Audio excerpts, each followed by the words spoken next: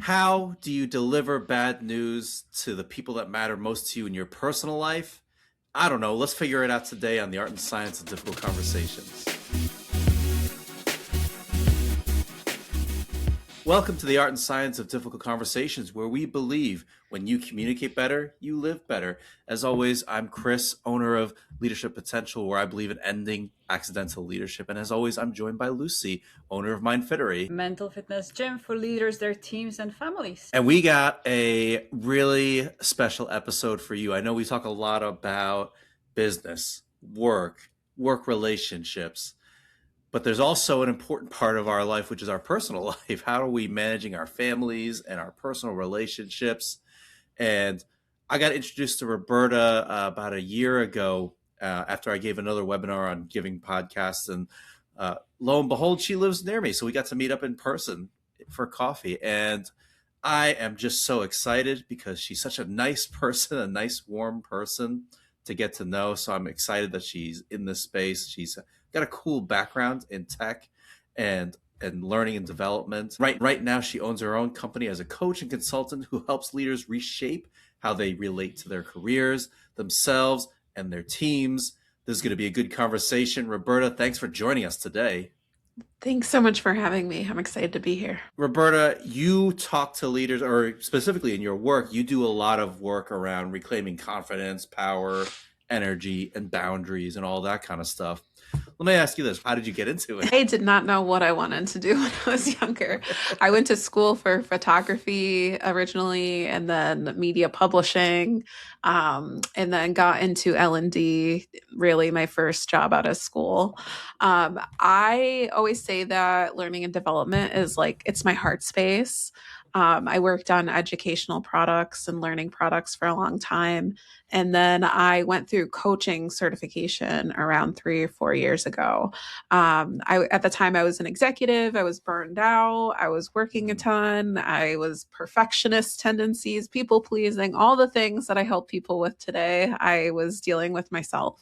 And yeah, I went through coaching certification and really decided that I wanted to support people who were, what I see is like they care really deeply, they're ambitious, but they tend to be like over functioning in some way. They're doing a lot at work. And so helping them really start to identify what are their values, what matters to them, and then how does that relate to their energy at work, how they show up, how they communicate with other people. Was that something that came naturally to you yourself when you were in your career, just understanding what your values are, what's important to you, and pursuing what you need to do and setting those boundaries also? I would say that so I've always been an introvert. I've always been someone who observes and is very like self-aware. I've always been someone who journals. Like I do morning pages practice, if you've ever heard of it, where it's like reflect. No. So morning pages is really great practice. It's by Julia Cameron, and it's basically first like 30 minutes you wake up in the morning just journaling for like 10 minutes straight, and it's just free writing on paper, just whatever comes to your mind, get it out. And so I've had a practice of doing that for like 10 years. So I'm always writing, I'm always thinking about thinking, what am I thinking about, and all of those things. And so that has always come to naturally to me. I think when I was younger, I kept all of that inside. It was like self-awareness for me. I didn't necessarily communicate it out or share it with many people, like my close friends. But I would say now I'm much more vocal. I have channels that I get things out. I have a blog, I'm speaking, I have a podcast, all of these things. So I think it's come over the years as I've aged and progressed as well. So That's awesome. And then what about like, today you're coming out here because you talk about family stuff. We're talking about relationships with family. Was that always a easy way to have conversations with your family about hard things, or was that something you had to learn and grow into? I keep laughing. I would say that is something. So when I was growing up, I grew up in a family system where, so I'm a transracial adoptee. So that really influenced how I showed up in the world. I think a lot of the way that I interacted with my family was based out of like survival. I was very people pleasing Mm, because that's what I had to do to survive. And I learned over the years. I'd say as I've gotten older, I've definitely kind of broken more away from my family system. I am a little bit of the odd bird out. Like my whole family lives in Buffalo, New York. I'm the only one who's moved outside. I'd say, like, even the way that I live in terms of nature and the things, my values are just very different than the rest of my family. I'd say when I was younger, I didn't know how to communicate as much, like, especially teenager. Me and my mom got in a lot of fights. When I got older, like, we still would bicker and stuff. But now mm, there is much more understanding, and I'm able to communicate. I'm able to share how I'm feeling and why I'm feeling a specific way and listen. And I think a lot of that comes from being a coach. Because when you are a mm. coach, you learn a lot about just self awareness. And then how are you in relation to other people and how do you communicate in relation to other people? It's all been a long, long journey over the years for sure. And that's beautiful. And I really commend you for doing and walking the talk and really having your own process and going through, the people pleasing and maybe not sharing what you were thinking and wanting or needing, to now being able to ask for what you need. What would you say for those leaders or professionals that are listening today and that they maybe have some challenges around family boundaries? How that could impact their leadership or performance at work? Well, I always tell people because usually when I have clients or really I'm talking to anybody, they come with it's usually career, they're upset with a manager, whatever it might be. I am someone who takes very much a holistic approach to the way that I work with clients. And so usually even like first session, I'm asking them like, what do you do for fun? What do you do for hobbies? What's your family like? Like, are they on your team? Do they know that you're investing in yourself? Because all of those things influence how we show up at work, our satisfaction in general. Usually, if somebody is having issues at work with like lack of boundaries, maybe they're overworking, they're not respecting their own hours or anything like that, it always usually flows into their personal life too. So they're usually kind of picking up the slack with their partner, maybe their kids. They're doing a ton at home as well. And so usually it is a pattern of behavior that will manifest in different facets of someone's life. Mm. So if they're having problems in their personal life, maybe, or being drained in their personal life, maybe it's not just in the personal life, maybe there's something in their professional life that's burning them out Absolutely. because of the pattern rather than, oh, my manager, or this is just the job. Correct. Yeah. Usually I always dig into, well, why is your manager upsetting you? Or why do you feel like you have no energy? Oh, because you're working so many hours. Well, what's causing you to work that much? Is it a belief system that you have to work more to prove value, prove worth? Is it something else? So there's usually like a lot of investigating and questioning when I'm with people, but everything is interrelated. Everything.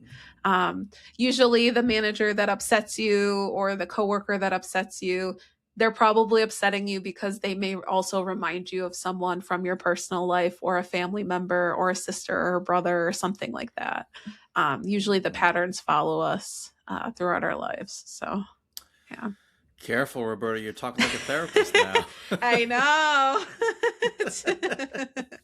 I You're going to know. love psychodynamic theory when you dive into that. Yeah, yeah, yeah.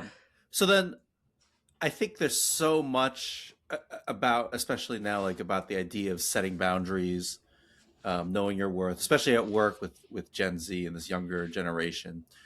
And I also know that, nowadays in our kind of increased political climate here in the U.S., at least in our increased political climate, there's a lot of discussion about how you're setting boundaries with your family Hmm. because of like differences in kind of how we're viewing the world and what we're voting and things like that. Yeah. What makes it different that setting boundaries with your family versus setting boundaries in the workplace? It's so interesting because when I work with clients, you can see their fears come up as you talk about boundaries. It's a new muscle usually. Mm. Um, the common pattern that I often see when it comes to like family boundaries is they're not going to change. This is the way it's always been. They don't understand. And so it's almost like you're not even giving the family member the opportunity to step up or lean in or shift the dynamic in any way. It's like excuses, or you're kind of overcompensating for them. And then with family, there's so much there. There's so much heated emotions. There's so much history. Like if it's your parents, your husband, your wife, your children, whatever it might be, there's so much history there. There's so many stories. There could be past conflict that you're bringing into the current dynamic. And it makes things more heated. Um, it's funny with my own therapist. I've worked on a lot of like family issues and stuff like that. And she's always like, start with work first and then move to the family, because that's usually the most Interesting. difficult for me. Yeah. Usually the coworker stuff, all of that would build up my confidence so that I could then go and have the difficult conversations with the family members. Mm. Yeah, that's interesting. Doing the work boundaries, setting the boundaries with your boss or your coworkers, whatever, is easier than your own family because of that family stuff. You have that history going back and forth. Um, that's so interesting. Have you seen that also in your own personal life, setting those boundaries with your family? Absolutely, yeah. It's I would say I grew up in a family system that had little to no boundaries. It was very much like a codependent family dynamic. There was also like histories of addiction within my family too. And so it was something completely new when I was introducing boundaries and or even saying like what my wants or needs were. Like it was usually just implied growing up. Like I learned other people, like what my parents or what my dad or what the rest of the family need, and then we adjusted. We didn't really talk openly about it. And so when you start to introduce things like boundaries, you have to usually get very clear on what it is exactly you need, because a boundary is for yourself. And so getting clear on that first before you even have the conversation was something that it was like learning a new skill. It was like riding a bike for the first time when I started it so many years ago. Mm. Now it's definitely easier, but it was very new. It was a very new skill for me. I wonder, how did your family members react when you started setting the boundary? Not well. Where Which is very common when I work with people too. It was yeah, lots of pushback, defensiveness at first. Usually a lot of like, well, especially with my mom at first, she would be like, "Well, I'm a horrible mother. I'm horrible at this. I'm horrible at that." Almost like a taking like a victim stance sometimes in conversations, and I'm like, "No, that's not what I'm saying. You're a wonderful, like you're a mom. Like you're not perfect, because nobody's perfect." But I think there was a lot of like internalizing on my family members' parts of things that they did wrong, because that's what they were hearing. They were hearing like, "Oh, you did this wrong," when that wasn't what I was saying most of the time. I'm just saying, here is what I need. So I think it was interesting at a fundamental level. It was like almost it's a communication challenge, because you're like speaking different languages. When people get upset, like family members, about a boundary for the first time, they're hearing something completely different than what you're saying. And so you have to kind of revisit the conversation multiple times so that they could understand. The first time was like a dip a toe in the water, very jarring, like jumping in ice water, doing an ice bath. Second time, it's more comfortable. Third time, they understand now. And even conversations with my mother now, she is like, I'm learning, I'm shifting. She knows that she knows that I've shifted in how I show up to this relational system. and that has impacted her to shift how she shows up as well. So we're able to actually talk about things on a like Mm. systemic level a little bit more. So That's That's very got to cool. be draining, emotionally draining. I think is where you're going, Lucy. It's got to be emotionally draining to like revisit this conversation over and over again for you. And I yeah. know that my mom reacts the same way. Like she plays the victim right away. She's like super good at it. I'm like, I've always been in awe, like my whole life. Like you're so good at turning this around. Um, yeah. but it's got to be. Yeah. I imagine like now that I'm a therapist and I understand more about kind of what's going on in trauma and Yeah. understanding that Yeah. she was a refugee, so understanding that response. So it's tough also for the person that you're bringing it up to, the family member you're bringing it up for, right? Because Yeah. they're also going through their own thing every time they feel like they're being attacked and they have to feel like they're on the defensive. I imagine it's like you're for both sides. You're constantly revisiting this and you're constantly reopening this wound, essentially. Yeah, exactly. One of my coaching specialty areas, so I went through a relational workplace trauma coaching course a few years ago. And I always end up saying, like, we are just dancing with each other's trauma, like as human beings. And that is so true. Like, even with I've gotten to a point with my mom, I know her so well. I know what the fears are that she's having. Like a big conversation we usually revisit is like, "Oh, you're going to move back to Buffalo, right?" And I'm like, "No, I'm not moving back." But in her mind, her biggest fear is losing me. It's losing, Mm, like, I live far away. You know, I have a husband, I have my son. Her fear is never seeing me and like the mm-hmm, distance being there. And so now that I know that, whenever we are in conflict or talking about something, that's the thing that I touch on first. I'm usually like, "Hey, I know this is important to you. I know that like you really wish I was in Buffalo or the same area, but I need to do something else because of XYZ." I'm trying to acknowledge how she's feeling, but then also stating what I need.